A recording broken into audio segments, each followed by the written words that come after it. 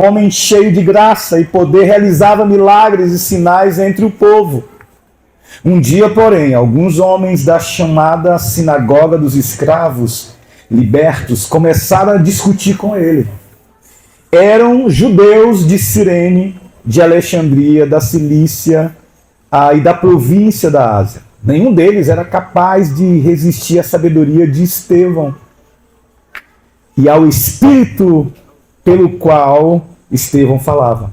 Então, convenceram alguns homens a mentir a respeito dele, porque não conseguiam debater e conversar com Estevão. Então, vamos fazer o seguinte, vamos inventar algumas mentiras aqui, que aí na mentira a gente pega, porque a gente não está conseguindo convencer, provar. Então convenceram alguns homens a mentir a respeito dele, dizendo: ouvimos Estevão blasfemar contra Moisés e até contra Deus. Interessante, a inversão que você percebe no texto. A blasfêmia contra Moisés era algo tão grotesco na cabeça dos religiosos judeus como a blasfêmia contra Deus. É interessante isso, porque você diz a religiosidade, como a religiosidade ela cega a tal ponto de dizer assim: você está mexendo com as nossas tradições. É equivalente aqui a Deus. E aí eles se indignam porque ele está falando contra Moisés. Aconteceu alguma coisa aqui, querido? Do primeiro jeito estava melhor, viu, Genício? Obrigado. Com isso agitaram o povo, os líderes religiosos e os mestres da lei. Tiro agudo. Os líderes religiosos e os mestres da lei, e Estevão foi preso e levado ao conselho dos líderes do povo. As falsas testemunhas declararam: este homem vive falando contra o santo templo e a lei de Moisés. Nós ouvimos dizer que esse Jesus de Nazaré destruirá o templo e mudará os costumes que Moisés nos deixou nesse momento. Todos os membros do conselho olharam para Estevão e viram que seu rosto parecia o rosto de um anjo. Pronto, isso daqui é a introdução daquilo que vai acontecer. E aí a gente fica no capítulo 7, você fica aberto aí no capítulo 7, que a gente vai então expor alguns versos desse texto. E eu queria orar antes com você, tá bom? Vamos orar mais uma vez. Pai, obrigado por esse tempo, obrigado por essa noite, obrigado por tua palavra que é viva, que é eficaz, que nos constrange, que nos confronta, que nos muda e que nos mostra o nosso amado Salvador Jesus. Obrigado, Deus, que o Senhor possa falar aos nossos corações essa noite, assim eu oro em teu nome. Ano passado, uma das minhas leituras favoritas foi um livro chamado Através dos Portais do Esplendor. Se você puder, leia esse livro. Ele vai contar sobre a história de missionários que em 1952 enfrentaram o desafio de levar o evangelho às tribos indígenas das florestas do leste do Equador. Seu alvo principal eram os Aucas, a tribo mais resistente ao contato com os missionários devido à história de violência e opressão por parte do invasor branco. Essa tribo ela se tornou extremamente violenta com respeito ao homem branco. Nessa história verídica, os missionários acabam sendo assassinados pelos indígenas, gerando assim uma comoção mundial na época. Homens que deixaram sonhos, que deixaram projetos, que deixaram sua pátria. Homens que amavam Jesus, que o consideravam como o de maior valor que eles podiam ter. Esses homens se engajaram numa jornada de testemunho de fé em Cristo. E eles foram então assassinados. E assim aconteceu ao longo da história com muitos outros. O martírio ele sempre foi algo que perseguiu a igreja cristã. Até hoje. Nós somos frutos do derramamento de sangue de homens de Deus que abandonaram tudo para falar o evangelho. Eu e você, nós fomos alcançados porque esses homens decidiram então abandonar tudo para falar sobre Jesus. E eu quero aqui falar sobre o primeiro mártir da história da igreja. Esse é Estevão. Ele é citado pela primeira vez no livro de Atos, no capítulo 6, onde Lucas nos mostra que em meio ao crescimento da igreja, as mulheres gregas ali então estavam sendo negligenciadas. A cesta básica, né? Vamos falar, vamos contextualizar. Então elas estavam ganhando, as judias estavam sendo contempladas, enquanto as gregas estavam sendo negligenciadas com a cesta básica. E aí há uma confusão, porque eles dizem, ei, apóstolos, por favor, a gente precisa aqui de ajuda, porque as mulheres gregas, elas não estão recebendo o pão diário. O que você vai fazer com isso? O que vocês vão fazer? O que vocês podem fazer com isso? E aí os apóstolos dão uma direção interessante. Eles dizem, escolham 7 homens respeitados, cheios do espírito de sabedoria. E quem está lá? Estevão. Estevão é lembrado e convidado para servir nessa área. Interessante, só um adendo aqui, que eu gosto de lembrar esse texto e falar aqui. Para você servir na área do serviço ao próximo, você tem que ser cheio do Espírito. Interessante, né? Porque sabe aquelas coisas que o pessoal diz, não, bota ele para servir aí. E aqui nesse texto a gente está ouvindo dizer que não é só para servir a cesta básica, gente. É só para pegar a cesta básica e dar. E o texto diz, tem que ser cheio do Espírito. Interessante. Estevão está lá. Estevão é esse homem cheio do Espírito. Estevão é convidado a servir. Estevão é destacado também, isso é no capítulo 6, no 1, no 3, mas no 5 também ele é destacado. Veja, ele vai dizer... o texto diz que a ideia agradou a todos e eles escolheram Estevão. Eles falam, esse é o cara, homem cheio de fé e do Espírito Santo. Mas o que Lucas está fazendo aqui, irmãos? Lucas está preparando a mim e a você, que vamos dar continuidade à leitura para os próximos capítulos. Ele irá narrar o martírio de Estevão. Isso aqui eu quero focar 4 coisas a respeito do martírio de Estevão. E aí, você ouviu um pouco sobre Estevão, capítulo 6, agora capítulo 7, você abre aí. E aí 1 e 2 vai dizer, então o sumo sacerdote lhe perguntou, estas acusações são verdadeiras? Estevão respondeu, irmãos e pais, ouçam-me. O Deus glorioso apareceu a nosso antepassado Abraão na Mesopotâmia, antes de ele se estabelecer em Harã. Não importa em que momento da história nos encontramos, seja de guerra, seja de paz, em qualquer momento devemos estar prontos para testemunhar da fé. Aqui era um momento complicado para Estevão. Vemos aqui nesse testemunho intrépido do homem de Deus, mesmo diante da turba violenta, ele não se intimida, ele tem suas convicções inabaláveis. Ele foi testemunha de Jesus, ele viu Jesus ressuscitado, nada poderia abalar sua fé. Assim, ele testemunha com grande poder, ele começa já na unção, né, no fogo. Os pentecostais, né, quem é pentecostal aí, rapaz, esse cara estava na unção. Então ele não titubeia, ele começa. Mas há algo interessante aqui sobre a questão ou o termo testemunhar. O pastor jubilado Juliano Mário Neves, aliás, Mário Neves, diz o seguinte sobre essa palavra testemunha. Ele diz assim, essa palavra testemunha no grego corresponde a Marte, de sorte que ser testemunha implica na disposição íntima não só de sofrer, mas até de sacrificar a própria vida pela causa. Você já pensou sobre isso? Eu quero testemunhar sobre Cristo. Você sabe o que é isso? É que você está disposto a se sacrificar, perder tudo e também perder a própria vida para falar de Jesus. Estevão tinha essa convicção. Estevão sabia disso, na verdade, ele sabia que morreria por Cristo, mas ele estava disposto, ele foi. Porque ele tinha experimentado uma promessa.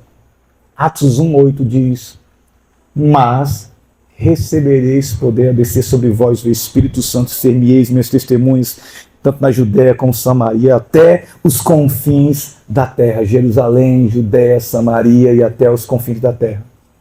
O pastor Hernandes Dias Lopes, falando sobre esse texto, ele fala algo interessante. Ele diz: o revestimento de poder seria necessário para os discípulos estarem prontos para morrer ou testemunhar.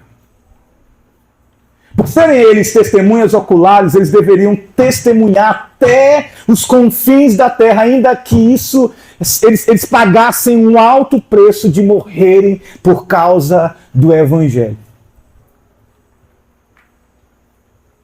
Quantos nasceram de novo aqui? Deixa eu ver tua mão.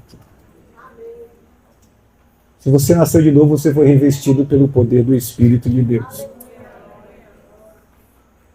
Aqui não é uma segunda bênção, aqui é o início da igreja. E para o início da igreja, algumas coisas precisam ser evidenciadas. Entende? Então, Jesus, ele expulsava os demônios, porque o Filho de Deus chegou na terra. Então, por que isso? Porque isso era testemunho para aqueles de que o Filho de Deus tem poder até sobre o mal. Então aqui, todo aquele que nasceu de novo foi revestido do poder de Deus. E aí deixa eu ler um texto de Romanos 8:11 para te trazer aqui algo fortíssimo. O mesmo poder, pensa nisso. Paulo está dizendo assim, ei. O mesmo poder que ressuscitou Jesus de Nazaré e ungiu Estevão está sobre você. Está sobre você. Eu me arrepio todo por isso. Então, a primeira coisa aqui, nós somos chamados para testemunhar. Por que Paulo testemunha nas situações que ele passou e no último momento da sua vida ele continua dizendo: eu estou aqui preso, mas a palavra continua livre. Porque ele tinha convicção do seu chamado. Primeira coisa, então, convicção de chamado. Mas Estevão, no seu discurso, ele vai dizer: irmãos e pais, ouçam-me, o Deus glorioso apareceu ao nosso antepassado Abraão na Mesopotâmia antes de ele se estabelecer em Arã. Por que Estevão vai citar isso? Ele está dizendo, irmão, simplesmente que Deus, ele é soberano na condução da história. Ele não está tentando se defender das acusações. Ele não está usando chavões, gospel. Ele não tenta ser legal. Ele está ciente do que está acontecendo ali. E ainda assim ele aponta para Deus. Ele traz a memória dos seus algozes que Deus determinou desde o princípio como as coisas iriam ser. Ali ele os lembra do chamado de Abraão, a quem eles orgulhosamente se diziam: nós somos filhos de Abraão. Então Estevão vai contar a história de Israel, desde o chamado como nação por meio de Abraão, até o estabelecimento do reino por meio de Davi, a construção do templo, e como todas as vezes a liderança rejeitou, por coração duro, aquilo que Deus queria fazer. Mas Estevão ali está apontando para o Senhor da história, que tem todo o poder nas mãos. Ele está dizendo: olha, Deus, mesmo diante da dureza do coração de vocês, Deus é soberano e Ele conduz a história. Aqui segue, irmãos, um exemplo para nós, que nos pegamos muitas vezes questionando sobre: será que Deus não está vendo isso? Estevão sabia o que lhe aguardava, ainda assim ele tinha plena convicção de quem dominava tudo, Deus da glória. Você tem convicção disso? Está doendo, pastor. Não está legal. Terceira coisa, o sofrimento como o caminho da bem-aventurança. É o que vemos no texto lá, verso 55. Estevão está falando toda a história, mas você vai lá para o verso 55. Mas Estevão, cheio do Espírito Santo, olhou firmemente para o céu e viu a glória de Deus e viu Jesus em pé, no lugar de honra à direita de Deus. E ele diz: olhem, disse ele, vejo os céus abertos e o Filho do Homem em pé no lugar de honra à direita de Deus. Eles taparam os ouvidos e aos gritos lançaram-se contra ele. Arrastaram-no para fora da cidade e começaram a apedrejá-lo. Seus acusadores tiraram os mantos e o deixaram aos pés de um jovem chamado Saulo. Sofrimento, a terceira coisa que a gente aprende é que o sofrimento Deus usa como caminho da bem-aventurança. 1 Pedro, capítulo 4, verso 12 e 14, anota esse verso e depois vê esse verso. Diz assim: amados, não estranheis o fogo que surge no meio de vocês, destinados a pô-los à prova, como se alguma coisa extraordinária estivesse acontecendo. É assim, como se vocês não soubessem que isso iria acontecer com vocês. É isso que Pedro está dizendo com eles. Pelo contrário, aí ele vai dizer: lembram que eu falei sobre isso para vocês? Pedro diz: vocês estão passando agora aquilo que eu falei. O Senhor falou, o Senhor viveu, os apóstolos viveram, e vocês estão experimentando. Não estranhe, não diga assim: poxa, por que está acontecendo isso comigo? Ele está dizendo: vocês foram avisados. E o que a gente faz com isso? Aí ele vai dizer: alegrem-se.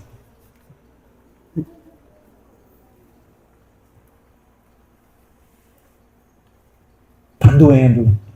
Ele está dizendo: alegrem-se.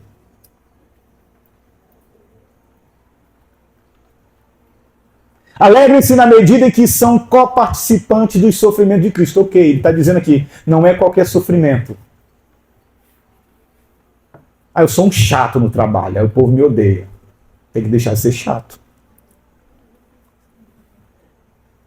Eu estou sofrendo porque eu estou pondo coisa no Instagram e o pessoal está atacando pau em mim, porque não concorda. Então deixa de postar bobagem no Instagram. Não é esse tipo de sofrimento. Ele está dizendo no próprio texto, ele diz: alegrem-se na medida em que são coparticipantes dos sofrimentos de quem? De Cristo. É esse tipo de sofrimento que você deve se alegrar.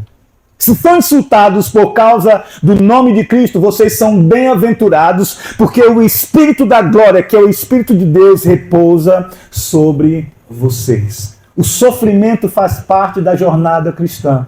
Na verdade, no chamado que Jesus fez, ele deixou isso bem claro. E eu quero ler isso com vocês. Mateus 5, 10, 12. Mateus 5,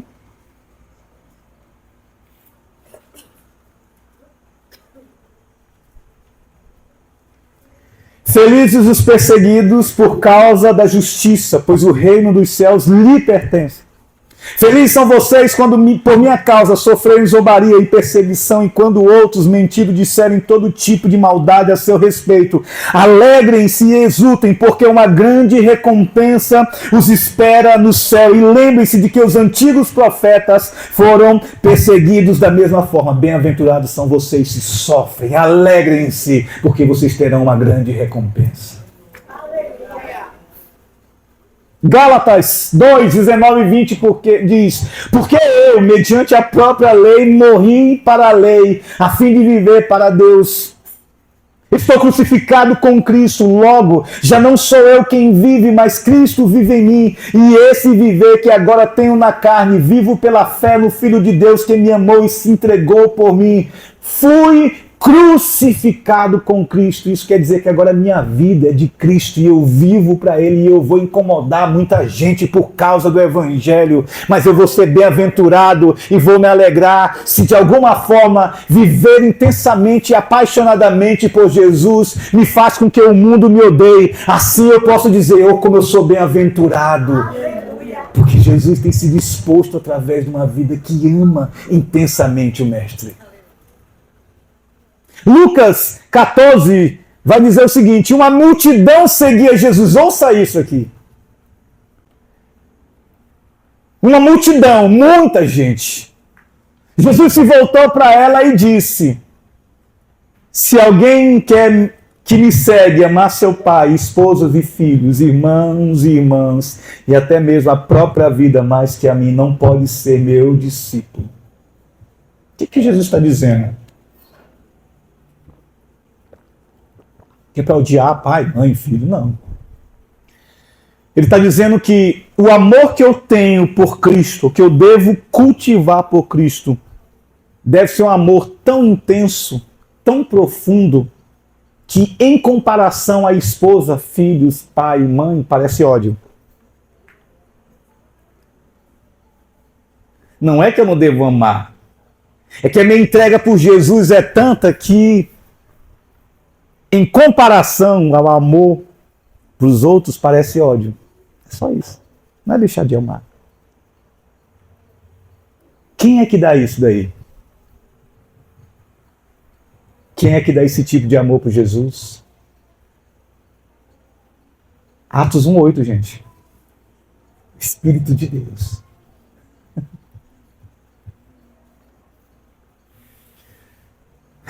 As implicações desse texto que eu acabei de ler, para mim e para você, são amar mais a Jesus, tomar sua cruz, renunciar tudo que tem. Por quê? E aí guarda isso aqui, a convocação para seguir Jesus é uma convocação para a morte. A convocação para seguir Jesus é uma convocação para a morte.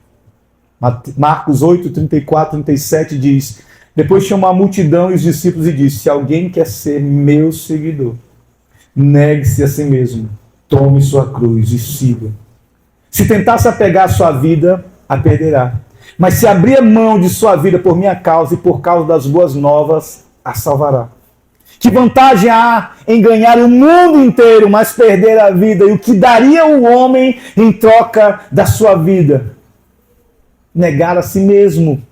Tornar-se um seguidor de Jesus implica completa rendição de nossos anseios e apetites ao propósito maior de servir para a glória de Deus. Eu entrego meus anseios, meus apetites, eu não sou dominado por Ele, apesar de eles lutarem para me dominar, mas Deus me dá capacidade por meio do seu Espírito de entregar os meus apetites e os meus anseios e me submeter ao senhorio do meu Senhor Jesus. O Espírito faz isso. Mas sobre perseguição diz, então vocês, Mateus 24, 9 e 13 diz, então vocês serão presos, perseguidos e mortos por minha causa, serão odiados em todo o mundo, muitos se afastarão de mim e trairão e odiarão uns aos outros, falsos profetas surgirão em grande número e enganarão a muitos, o pecado aumentará e o amor de muitos esfriará, mas quem se mantiver firme até o fim será salvo. Maltratados, odiados e traídos, seguir Jesus custará tudo. Tudo. Tudo. Tudo. O chamado para seguir Jesus é um chamado para suportar a dor com alegria nesta vida, com a promessa de bênção eterna na vida que está por vir. Deixa eu falar isso de novo para você.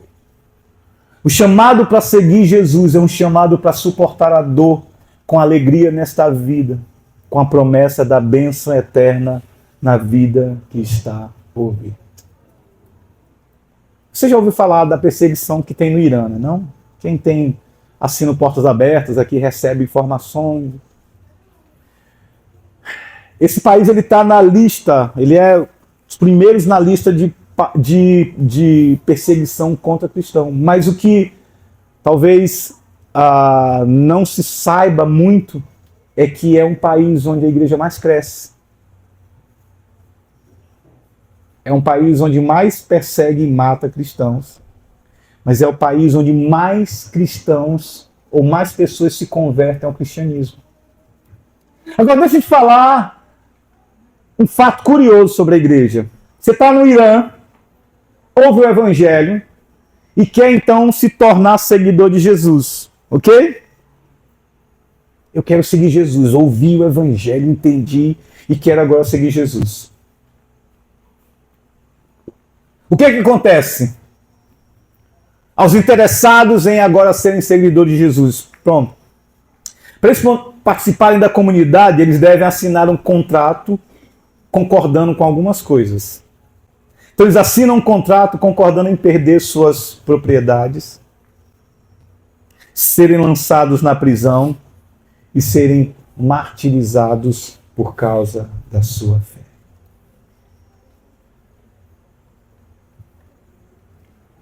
E aí, assinaria? Eu quero ser crente, entendi, eu quero ser crente. Tá bom, vem cá. O pastor Tarcísio chamava para reunião de membresia, novos membros. Você quer seguir? Tá.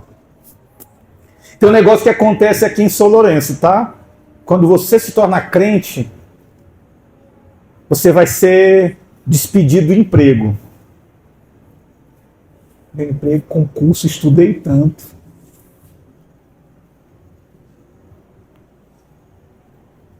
E aí? Aqueles crentes no Irã têm entendido que a jornada da fé cristã é regada de muito sofrimento. Eles seguem os rastros dos antigos irmãos e de nosso Senhor Jesus, que nos deu a ordem: no mundo vocês serão perseguidos, injuriados e mortos, mas não temam, eu venci o mundo.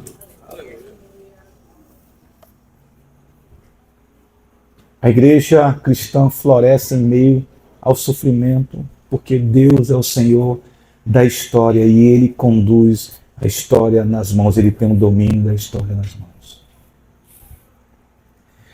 Uma outra comunidade que vive algo curioso também sobre seguir Jesus. É a igreja na China. Eu tenho um amigo na China, conheci ele nos Estados Unidos, e ele e sua família foram para lá, usam outro nome, tem que adotar um outro nome, não tira foto, não tem Instagram, ele manda as informações de vez em quando de como está. Mas tem 5 pilares que fundamentam a igreja doméstica na China. Primeira coisa, guarda isso. Um profundo compromisso com a oração. Uma igreja que ora muito. Compromisso com a leitura e aprendizado da palavra individualmente. Não é, eu dependo do pastor para entender a palavra. Não. Cada crente tem um compromisso de crescer em Cristo no seu devocional, na sua leitura diária. Terceira coisa, compromisso com a propagação do Evangelho. Quarto, constante expectativa por milagres. Eles não oram dizendo, Senhor, cura.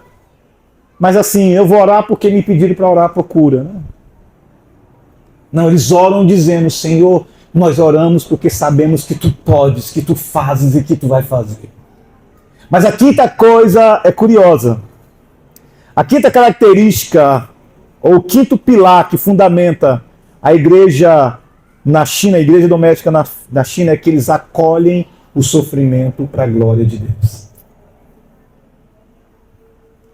Eles estão sofrendo, estão dizendo, glória a Deus, porque nós estamos sofrendo. Quarta coisa, e última coisa. A justiça de Deus vingará o sangue dos justos. Aqui é o consolo para nós que sofremos ou iremos enfrentar sofrimento. Não importa o que aconteça. Gênesis nos lembra, 18:25, que Deus ele não vai matar o justo com o ímpio. Isso é Abraão falando, longe de ti fazeres tal coisa, matar o justo com o ímpio, como se o justo fosse igual ao ímpio, longe de ti. Será que o juiz de toda a terra não faria justiça? Aqui Abraão intercedendo por Ló, quando Ló está em Sodoma e Gomorra e Deus, por causa da pecaminosidade, intenta destrói Sodoma e Gomorra.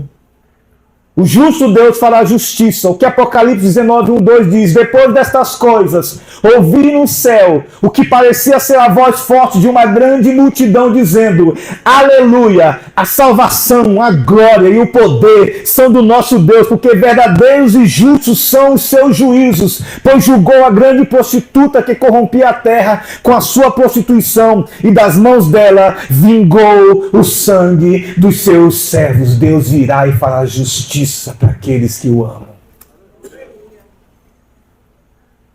A história final já foi escrita. E nesse final Deus fará a justiça. Estevão, irmãos, tinha plena convicção do fim que lhe aguardava. Mas ele também tinha certeza de que estaria na glória com o Senhor. Seu testemunho lhe fez ganhar a vida eterna. Ele perde para ganhar, ele perdeu para ganhar. Ele diz, eu sei que eu vou perder, eu sei que eu vou morrer, mas eu não me importo, porque de nada vale a minha vida. A minha vida é Cristo e Cristo é a minha vida. A justiça de Deus, irmãos, irá prevalecer para sempre. O mal nunca mais terá lugar. Você crê nisso, irmão? Você crê nisso que Deus vai prevalecer, que a justiça de Deus vai prevalecer e que o mal não vai ter mais lugar? Você crê nisso, irmão? Essa é a nossa convicção. O testemunho de Estevão nos estimula a sermos testemunhas hoje. Agora, já. Esse é o chamado e nossa vocação.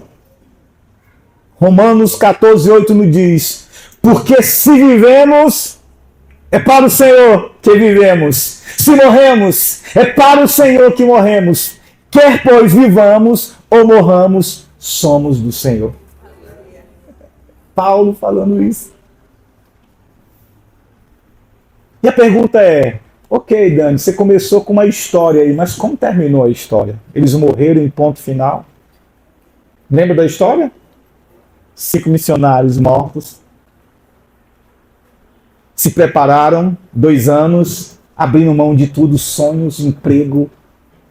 Tinham caras tão aptos que eram os caras que tinham, as universidades andavam atrás para dizer, cara, você vai ser um cara de sucesso, você vai ser poderoso, você é muito bom. E os caras falaram, não, eu vou ser missionário, eu vou pregar o evangelho lá para os Alcas. Já pensou aí? Promessa na faculdade? Promessa de São Lourenço da Mata. Meu filho, o Bruno, vocês conheceram, alguns conheceram aqui. Quando ele veio aqui, ele era pequenininho. Ele é muito inteligente e ganhou bolsa lá para a escola que é referência no Brasil, que prepara para o ITA, né? É o Farias Brito. Então, uma escola que foca na preparação e tem as turmas olímpicas e tem preparação para o ITA, e ele ganhou a bolsa 100% integrada, a gente não paga nada, glória a Deus por isso. E ele disse, pai, quero ITA. Eu falei, ok, estamos orando, estamos felizes, mas se Deus por acaso mudar a trajetória e falar, eu não quero que você vá para o ITA, eu quero que você vá lá para a tribo indígena, vai ser pobre pegar o evangelho, eu vou vibrar muito com você.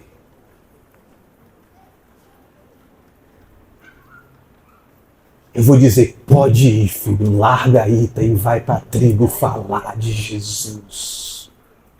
Eu tive essa conversa com ele olhando olho no olho. Mas o que aconteceu mesmo com aqueles missionários que morreram? O que aconteceu com aquela tribo? Deixa eu ler as palavras da Elizabeth Elliot, que foi esposa de um dos, que é o Jim Elliot. Ouça isso aqui.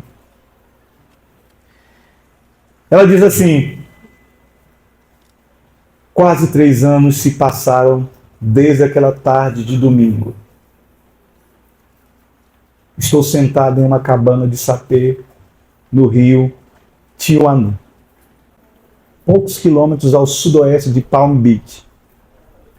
Em outra casa de sapê, apenas 3 metros de distância, estão 2 dos 7 homens que mataram meu marido. Jiquita, um deles, acabou de ajudar Valerie, de 3 anos e meio, a assar uma banana. 2 de seus filhos embrenharam-se na floresta, empunhando zarabatanas habilmente construídas, em busca de carne para alimentar os 15 ou 20 Auca reunidos nessa galeria. Como isso aconteceu? Somente o Deus que fez um machado flutuar, o sol parar, em cujas mãos se encontra o fôlego de todas as coisas vivas. Somente esse Deus, que é o nosso Deus para todo sempre, poderia ter feito uma coisa dessas.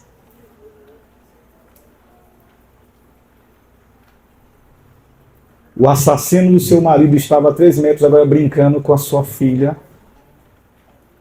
A filha do pai que perdeu o pai. E o assassino está brincando com a filha. Por quê, irmãos?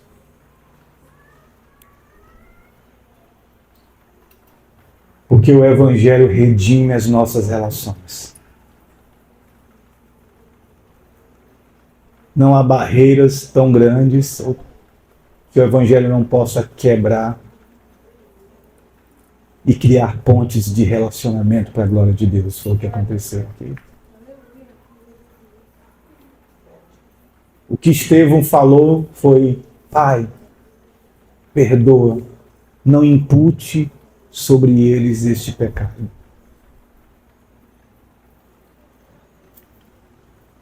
O Evangelho chegou aos Alcas cumprindo assim o que Deus disse a Abraão: em ti serão benditas todas as famílias da terra. O Evangelho chegou aos Alcas porque Elizabeth Elliot amou mais a Cristo do que seu marido. Ok, meu marido foi morto por essa tribo. Mas eu quero amar essa tribo como Jesus amou. Está pronto, irmão? Eu quero encerrar aqui com uma pergunta que a gente usa muito lá na IBC. E essa pergunta é para você, é para mim e para você. O que Deus falou com você individualmente? Não é o que Deus falou com a gente, conosco. É o que Deus está falando aí contigo? Você vai guardar essa pergunta para meditar nela. O que Deus falou contigo sobre isso? Depois que você responder essa pergunta, tem a outra. O que você vai fazer a respeito?